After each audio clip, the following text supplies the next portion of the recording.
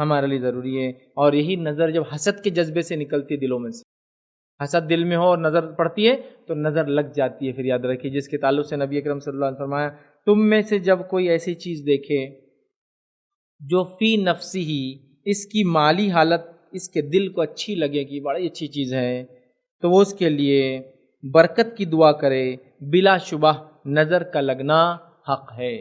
جب بھی آپ کو ایسی چیز دیکھے مال و دولت وغیرہ کی اچھی لگے آپ کو، تو کیا کہے؟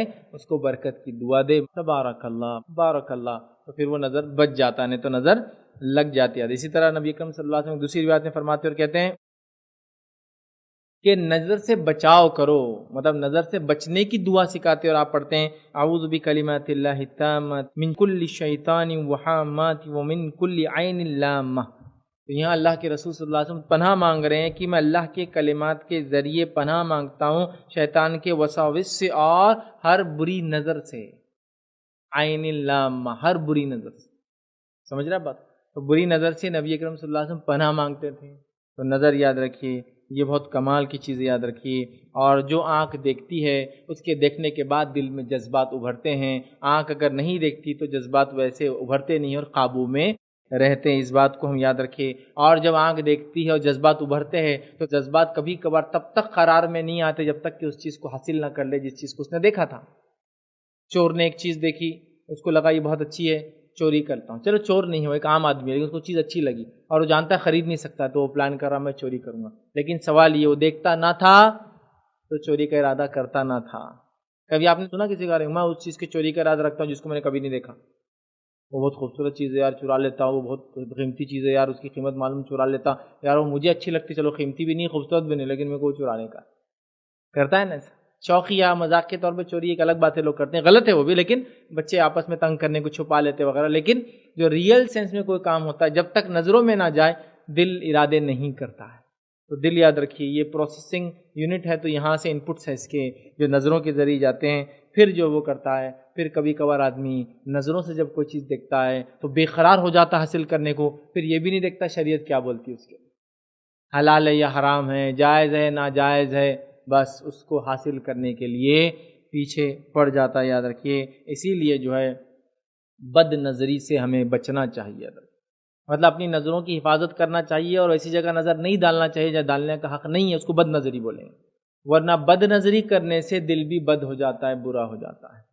نظر کو بے پردہ کرنے سے دل بھی بے پردہ ہو جاتے ہیں، نظر با پردہ رہنے سے دل بھی با پردہ رہتے، اس بات کو ہمیں یاد رکھنا، یاد رکھیے۔ اس نے کہا کہ نظر نہ لگنے کے لیے، نظر بد سے بچنے کے لیے کچھ لوگ کالے دھاگے پہنتے ہیں، اس کے علاوہ قرآنی آیت کو پڑھ کر دھاگے پر پہنتے ہیں، تو کیا یہ صحیح ہے؟ قرآنی آیت کے بارے میں تصحیح کیجیے، جیسے فلاں صورت کے ذریعے یہ فائدہ ہے، اس دم کر کے گلے میں ڈال دیں، یہ سمجھائیے۔ تو پہلے سب سے پہلے بات دیکھیے، نظر بد کا علاج جو ہے، نظر بد سے بچنے کے لیے معوذتین پڑھنا چاہیے۔ نبی اکرم صلی اللہ علیہ وسلم حضرت حسن حسین رضی اللہ عنہما کو مختلف دعائیں پڑھ کر حفاظت میں لیتے اللہ کی نظر بد سے، لیکن وہ فرماتے ہیں راوی حدیث جو ہے صحابہ کہ جب معوذتین اتری سورہ فلق سورہ ناس تو آپ نے تمام دعاؤں کو چھوڑ کر ان سے دم کرنا شروع کر دیا، ٹھیک ہے؟ تو نظر بد سے بچنے کا طریقہ سورہ فلق اور سورہ ناس۔ اب بچنے کا طریقہ ہم نے چھوڑ دیا، اور اگر لگ جائے تو کیا کرنا، وہ طریقہ بھی ہم نے چھوڑ دیا آج۔ بچنے کا طریقہ تو یہ دو صورتیں ہمارے پاس، نظر بد سے بچنے کا کیا طریقہ ہے؟ بچے کو ٹیکا لگا دینا، اور اگر شوہر چڑھتا تو باریک ٹیکا لگانا، چھوٹا سا، یہاں شوہر نہیں دیکھیں گا، اندر پیٹ پہ لگا دو، ٹھیک ہے، نیچے پیر پہ لگا دو، جوتا پہنا دو، پھر یہ طریقہ ہے ہمارے پاس۔ اگر شوہر سمجھو کتاب و سنت پہ تو عورتیں اس طرح سے کرتی، ٹیکا لگانا۔ دوسرا، بچے کے ہاتھ میں وہ ایک خاص کالے کلر کے تاگے آتے ہیں، 1 2 3 4 ہاتھوں اور پیروں میں رہتے ہو، سمجھ رہے ہیں بات؟ کیوں؟ نظر نہیں لگنا۔ کبھی وہ کالے تاگے کے اندر موتیاں رہتے، سفید سفید، مطلب ایک قسم کے موتی ہوتی بلیک، اور اس سے وائٹ اندر چمکیلے رہتے، وہ پہنائے تھے، بولے اس سے کیا ہوتا؟ نظر بد سے بچ جائیں گے۔ نظر بد سے نہیں بچیں گا تم مر جاؤ گے تو جہنم میں جاؤں گے، اس لیے کہ تم شرک کر رہے ہو۔ بچے کو تو نہیں ہوگا اس لیے کہ بالغ نہیں ہے ابھی، اس لیے کہ وہ شرک ہے۔ آپ یہ سوچتے وہ دھاگا، وہ تاگا، وہ سیپی اور وہ جو ہاتھ میں آپ نے ڈال دیا وہ بچائیں گے نظر بد سے؟ نہیں۔ تو علاج بتا دیا میں نے آپ کو۔ اب لگ جائے تو کیا کریں؟ لگ جائے تو سورہ فلق اور سورہ ناس پڑھ کے دم کرے، یہی اس کا طریقہ ہے۔ شروع میں بچنے کے لیے بھی اور بعد میں بھی. یا دوسرا طریقہ یہ ہے نظر بد سے بچنے کا، کس کی نظر لگی اگر پتہ ہو، ٹھیک ہے، کس کی نظر لگی ہو اور پتہ ہو کہ اس کی نظر لگی. جیسے کوئی آیا، نبی اکرم صلی اللہ علیہ وسلم کے زمانے میں ایک واقعہ ہوا، ایک صحابی نہا رہے تھے، دوسرے صحابی ملنے آئے.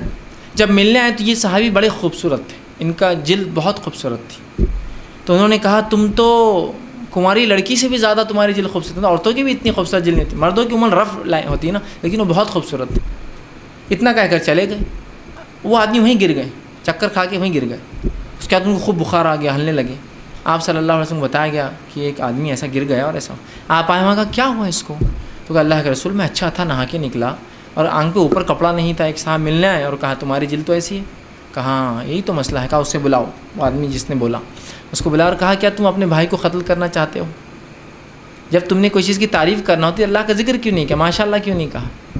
تو کہا اب تم وضو کرو. پھر وہ صحابی نے ایک وضو کیا. اس کا طریقہ ہے کہ پورا مکمل وضو ٹب میں کریں گے. ٹب میں وہ وضو پورا ٹب میں کیا.